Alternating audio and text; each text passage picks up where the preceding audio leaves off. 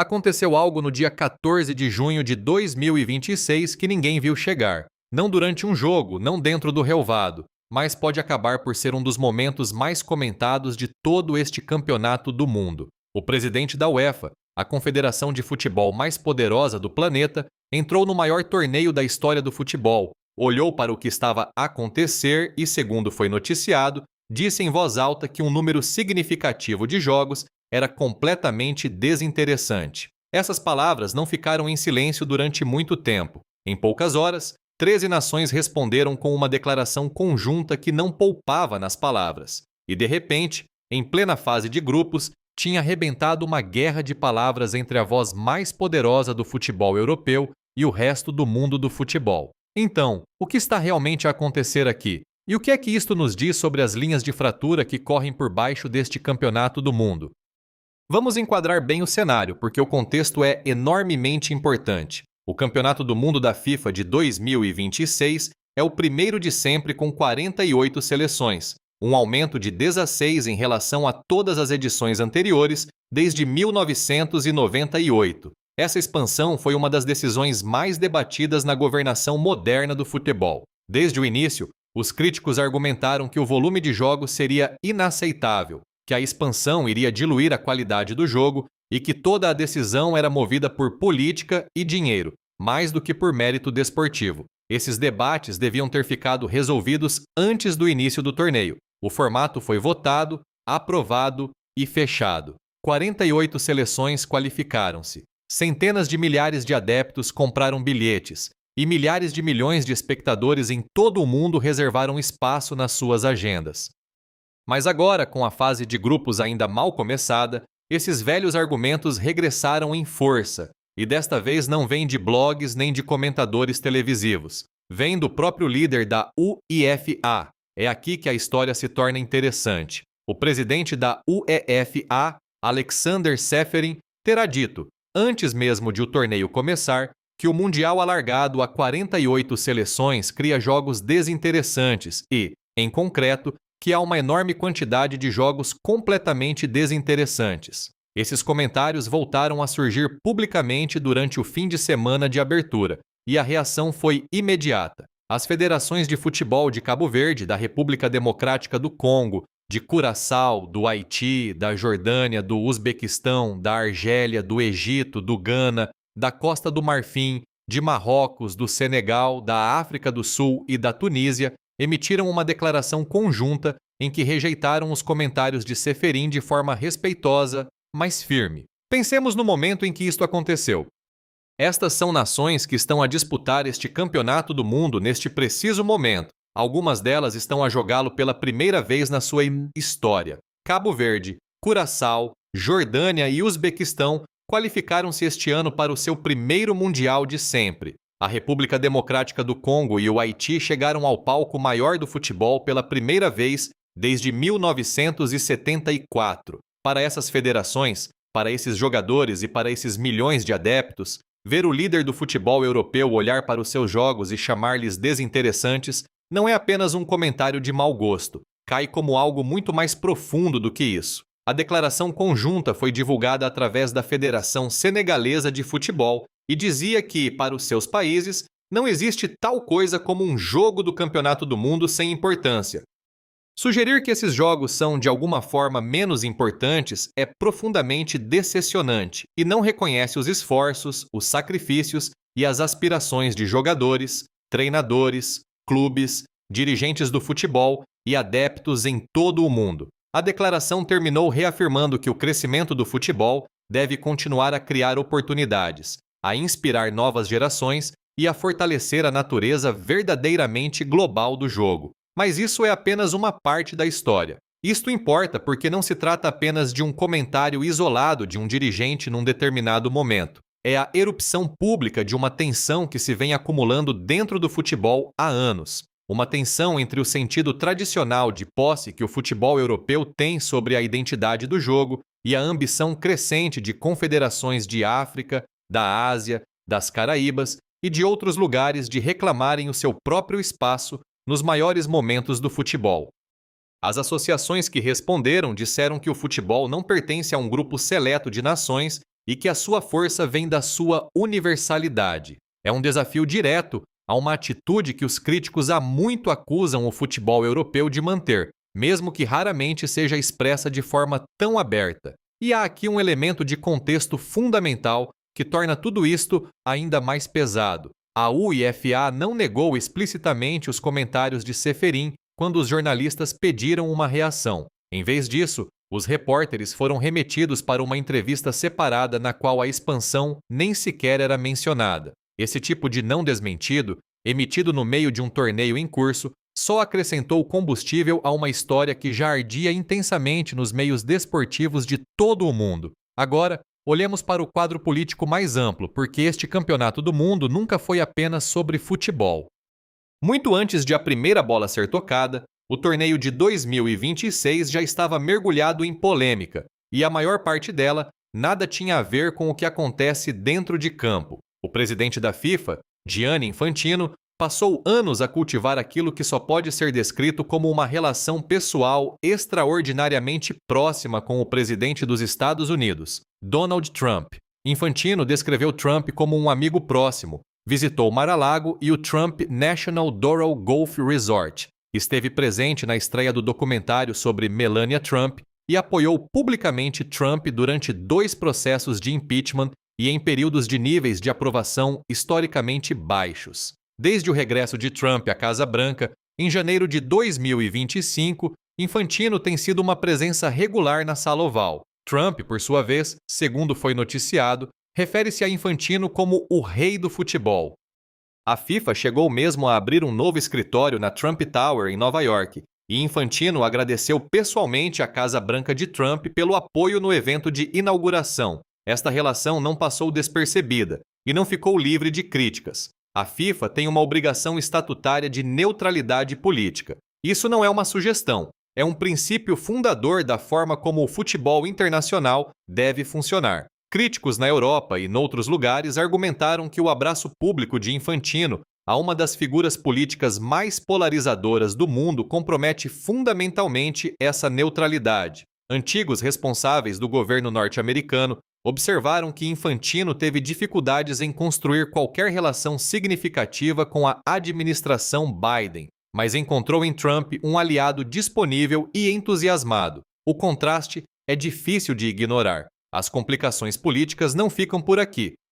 Um jogo do orgulho planeado para Seattle foi lançado no caos depois de a FIFA marcar um jogo da fase de grupos entre o Egito e o Irão, 2 nações com leis repressivas contra pessoas LGBTQ+, ao mesmo tempo que a cidade recebia a sua Marcha do Orgulho. A participação do Irão no torneio pareceu incerta durante meses depois de os Estados Unidos terem lançado ataques militares contra o Irão em fevereiro, e o Irão já tinha ameaçado boicotar o sorteio do Campeonato do Mundo depois de apenas 4 de 9 pedidos de visto terem sido aprovados para elementos iranianos. As tensões geopolíticas em torno do torneio foram, para dizer o mínimo, implacáveis. E depois, há a questão do dinheiro. O preço dos bilhetes tem sido uma das maiores histórias deste ciclo do Campeonato do Mundo, e não pelas melhores razões.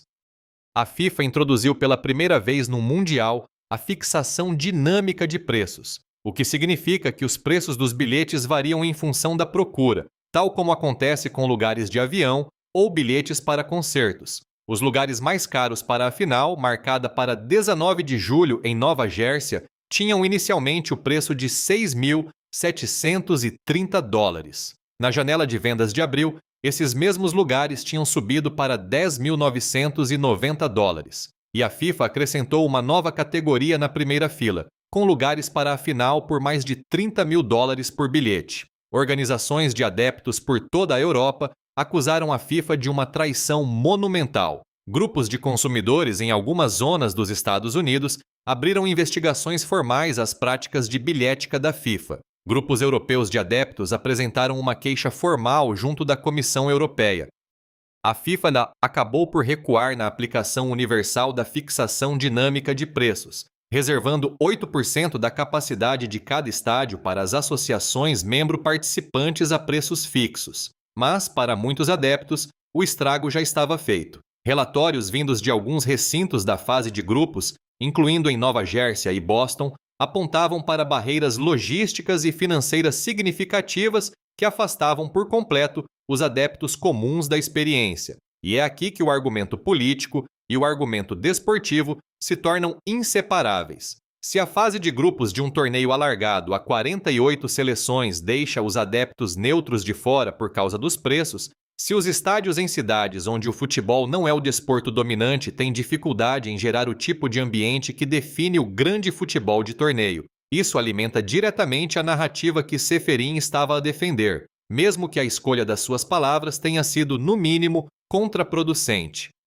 Um jogo entre duas nações com bases de adeptos viajantes mais pequenas, num estádio de 60 mil lugares, numa cidade onde a NFL continua a dominar a conversa cultural, é um desafio logístico que o formato de 32 equipas simplesmente não enfrentava com a mesma frequência. Há também sérias preocupações ambientais associadas a este torneio. Investigadores do clima estimaram que o Campeonato do Mundo de 2026 poderá produzir mais de 9 milhões de toneladas de emissões de carbono, impulsionadas pelas extensas viagens aéreas exigidas entre cidades anfitriãs espalhadas por 3 países e por todo um continente. Grupos ambientais chamaram-lhe um dos eventos desportivos potencialmente mais intensivos em carbono alguma vez organizados. Esse é outro argumento a favor de um formato mais compacto e mais concentrado, ou, no mínimo, de um formato geograficamente mais coerente. Mas há um contraponto a tudo isto, e é um contraponto poderoso. O formato de 32 seleções também teve a sua cota de jogos esquecíveis na fase de grupos. Um nulo entre duas grandes nações europeias a jogar para não perder não é automaticamente mais interessante do que uma seleção estreante a dar tudo numa derrota por 4-1. O interesse é subjetivo, e a acusação específica feita a Ceferin é a de estar a aplicar um padrão europeu sobre o que torna um jogo digno de ser visto a um evento global que nunca foi concebido para servir apenas sensibilidades europeias. Vejamos o que aconteceu de fato quando Curaçao entrou em campo contra a Alemanha, uma nação com menos de 200 mil pessoas. Um plantel construído quase por inteiro com jogadores que lutam nos escalões inferiores do futebol europeu de clubes. Uma campanha de qualificação travada nas primeiras rondas em estádios quase vazios. E depois, de repente, o maior palco do futebol mundial. A Alemanha venceu por 7-1. É um resultado pesado por qualquer medida.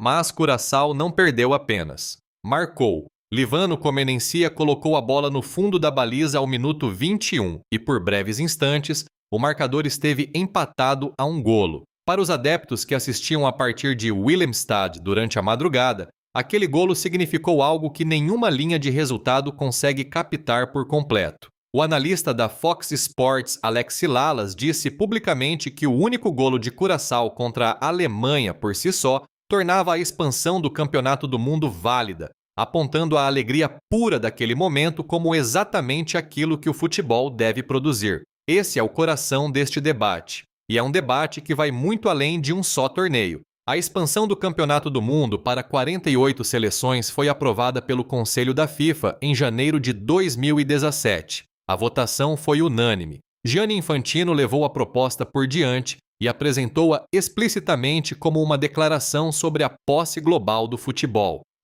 Mais equipas significavam mais receitas. A FIFA projetou que o formato alargado geraria receitas de transmissão e comerciais significativamente mais elevadas, mas Infantino argumentou de forma consistente que o dinheiro era secundário face à ideia de entregar o futebol ao mundo. Os críticos chamaram-lhe um cálculo político movido pelo dinheiro e vestido com a linguagem da inclusão. Os apoiantes chamaram-lhe a democratização mais significativa do maior evento do futebol em décadas. Ambos os lados tinham razão em parte, e nenhum dos lados venceu totalmente o argumento. O que torna o momento atual tão carregado é que os comentários de Ceferin não chegaram num debate abstrato de política desportiva. Chegaram enquanto jogadores reais desses países estavam em campo, enquanto as pessoas descritas pelas suas palavras estavam fisicamente presentes no torneio. Isso é muito diferente de debater a expansão numa sala de conferências em Zurique. E as 13 nações que responderam compreenderam perfeitamente essa diferença. A sua declaração não se limitou a rebater as palavras de um homem. Reivindicou uma posição sobre a própria identidade do torneio, disse sem qualquer ambiguidade que o Campeonato do Mundo não é um produto desportivo europeu premium ao qual as nações mais pequenas são autorizadas a comparecer. É uma competição global que pertence a todas as nações que conquistam o seu lugar nela. Todos os jogadores daquela equipa de Curaçao conquistaram o seu lugar através da qualificação competitiva. Todos os adeptos que ficaram acordados durante a noite para os ver conquistaram o direito de ver o seu país naquele palco. Chamar desinteressantes a esses momentos não é um juízo desportivo, é um juízo político. E isto leva-nos à tensão estrutural mais profunda que o Campeonato do Mundo de 2026 está a forçar para a superfície. O futebol europeu, a Liga dos Campeões, as grandes ligas nacionais, os clubes dominantes, gera a esmagadora maioria das receitas globais do futebol. Os clubes europeus pagam os salários dos jogadores que representam nações mais pequenas neste torneio. Há um argumento legítimo de que o ecossistema do futebol europeu subsidia o jogo global e de que, quando os líderes do futebol europeu falam a partir de uma posição de verdadeiro peso econômico. Mas peso econômico não é o mesmo que posse cultural, e a voz crescente das federações de África, da Ásia e das Caraíbas desafia diretamente a ideia de que seja. A própria FIFA está presa no meio de tudo isto. Por um lado, Infantino apostou toda a sua presidência na visão da inclusão global do futebol, o Campeonato do Mundo alargado, o Mundial de Clubes alargado, novas fontes de receita para confederações em desenvolvimento. Por outro, o seu abraço a Trump, a sua relação confortável com o establishment político do país anfitrião e a forma como geriu o preço dos bilhetes levantaram questões legítimas sobre quais são, afinal, os interesses que a FIFA serve. A organização que deveria ser a guardiã neutra do jogo está simultaneamente a defender o seu formato contra a confederação comercialmente mais poderosa e a tentar explicar por que razão os adeptos comuns não conseguem pagar para assistir. Também vale a pena notar que o debate sobre a dimensão do Campeonato do Mundo não terminou. A FIFA colocou em cima da mesa a ideia de uma nova expansão para 64 seleções em futuros torneios. Espanha, Portugal e Marrocos, 3 dos co-anfitriões do Campeonato do Mundo de 2030, terão resistido a essa ideia. Qualquer sinal, durante a fase de grupos de 2026, de que o formato de 48 seleções está a ficar aquém em qualidade ou em expectativas comerciais, alimentará diretamente os argumentos contra um novo crescimento. O alcance desta disputa pública vai muito além de junho de 2026. O que a FIFA fizer com a disputa atual também importa enormemente. As 13 nações que responderam deixaram a sua posição clara, pública e coletivamente, de uma forma que não podia ser descartada como ruído de fundo. A UEFA não negou os comentários e não emitiu nada que se assemelhasse a um pedido de desculpa. Este não é um conflito que se resolva discretamente entre agora e as fases a eliminar. Coloca a FIFA na posição desconfortável de ter de defender o seu próprio formato principal contra o líder da sua confederação membro comercialmente mais poderosa, ao mesmo tempo que defende as nações mais pequenas cuja inclusão foi a justificação central para a expansão em primeiro lugar. O melhor cenário a partir daqui é que o futebol resolva o argumento melhor do que qualquer declaração alguma vez conseguiria. Se a fase de grupos alargada entregar surpresas, primeiras vitórias históricas para seleções estreantes e drama genuíno ao longo de várias jornadas, a narrativa dos jogos desinteressantes desaparece sob o peso de momentos verdadeiramente memoráveis. O futebol sempre teve uma forma própria de responder aos seus críticos dentro de campo. O cenário mais difícil é que a fase de grupos entregue exatamente aquilo que os críticos temiam: resultados desequilibrados, últimas jornadas com pouco em jogo em certos grupos e estádios meio vazios durante jogos que não envolvem grandes nações do futebol. Isso criaria um argumento visual a favor da posição europeia, mesmo que o caso emocional e de desenvolvimento em favor da expansão continue forte. Não há uma resolução limpa para um debate tão fundamental, porque, no fim, é um debate sobre aquilo para que o Campeonato do Mundo realmente existe. É um produto desportivo premium cujo valor depende de uma competição constantemente ao mais alto nível, ou é uma celebração global do futebol que pertence a todas as nações com talento e vontade para se qualificarem? Essas duas visões estiveram sempre em tensão. O que é diferente em junho de 2026 é que essa tensão finalmente veio à superfície, no meio do próprio torneio, em tempo real, diante de todo o mundo. A política em torno da dimensão migratória deste torneio merece o seu próprio momento de atenção, porque atingiu algumas nações participantes com mais força do que quase qualquer outra coisa. A agenda de Trump para a aplicação da política de imigração, que inclui deportações em massa, controlos fronteiriços alargados e operações de fiscalização agressivas, criou uma atmosfera intimidatória para adeptos e dirigentes de países da América Latina, das Caraíbas, de África e do Médio Oriente que tentam viajar para um evento desportivo realizado em solo norte-americano. Organizações de direitos humanos e grupos de adeptos alertaram fortemente para esta questão nos meses anteriores ao início do torneio, e os seus avisos não eram infundados. A seleção nacional do Irão enfrentou caos nos vistos durante o período de qualificação e preparação, com a maioria dos pedidos de visto para pessoal da equipa simplesmente recusada. A camada geopolítica que existe por baixo deste campeonato do mundo não se parece com nada que o torneio tenha vivido numa edição moderna e colore todas as polêmicas, da qualidade dos jogos ao preço dos bilhetes, passando pelas declarações diplomáticas, com um peso que uma análise puramente futebolística não consegue captar por completo. Também vale a pena prestar atenção ao lado ambiental desta história, que recebeu muito menos cobertura do que o fogo de artifício político, mas que se está a transformar discretamente num problema sério de longo prazo para a FIFA. Cientistas do clima e grupos de defesa ambiental estimaram que a pegada carbônica deste torneio, disputado em 16 cidades de 3 países diferentes ao longo de toda a América do Norte, poderá chegar a 9 milhões de toneladas de dióxido de carbono equivalente. Para contextualizar, o Campeonato do Mundo de 2022 no Catar, ele próprio muito criticado pelo seu impacto ambiental, foi muito mais concentrado geograficamente. O formato norte-americano, apesar de todo o seu apelo comercial, exige um nível de viagens aéreas que torna uma redução significativa de emissões essencialmente impossível dentro da estrutura atual. Essa é uma conversa que a FIFA não poderá evitar indefinidamente, sobretudo à medida que os compromissos climáticos se tornam uma parte cada vez maior da forma como as grandes instituições internacionais são avaliadas. Nenhuma destas questões existe isoladamente. O debate sobre a qualidade dos jogos, o debate sobre o preço dos bilhetes, o debate sobre a neutralidade política, o debate sobre a responsabilidade ambiental, são todos fios da mesma pergunta maior sobre o que é a FIFA, o que é o Campeonato do Mundo e a quem ele realmente serve.